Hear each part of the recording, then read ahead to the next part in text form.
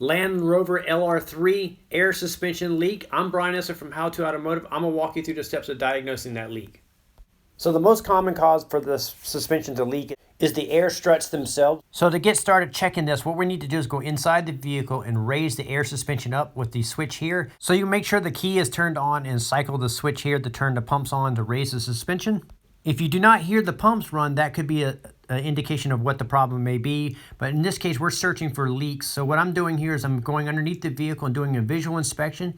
I'm spraying the suspension down, the air suspension down with soap and water. I'm also spraying the lines here up on top of the air springs here. And I'm looking for bubbles to come out as I spray for water. Now some of these suspension parts in the rear have rubber covers over them, so you won't be able to access the areas where the leak could possibly be. So if you look over here on this area back here on the back, it's covered with this rubber boot here, and you won't be able to detect where the leak is. So I'm going to walk you through the technique to figuring that out.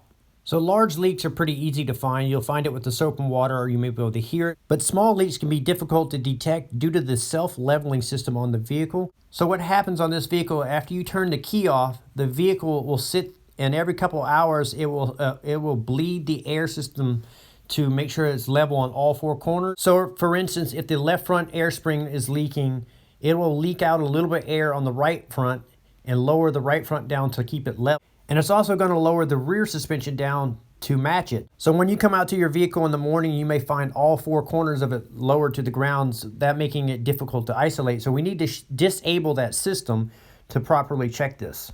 Before we disable the system, we'll make sure it's back up in the full upright position. So you need to find the under hood fuse panel here, take the lid off, and find the ride height fuse. This happens to be fuse number 3. And so that's going to be back here. It's going to be a 5 amp fuse. You're going to pull that fuse out, and that has just disabled the system. So now on the center cap of the rim, I measured from the bottom of it to the top of the fender here, right here, and I documented this measurement. And I did this for all four corners, front and rear. And I wrote it down, so I made a little diagram of what each measurement was, left and right, front and back.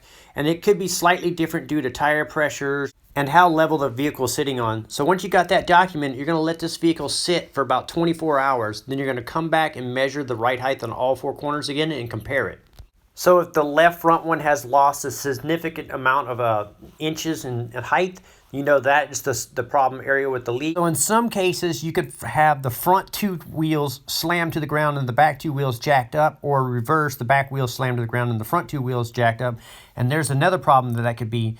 So if you remove this fender lining here on the right side, that's held in with just a couple Phillips screws and a couple of little plastic clips, and then you peel this panel back after you get these clips removed, inside here will be a control valve here that controls the air pressure to the front and rear. Now this valve has been known to malfunction and internally and have air leaks internally, causing either the front or the rear to lose the air pressure to both airbags at the same time. So the pump pumps into this valve here, and then this valve controls the air going to the front and rear of the car.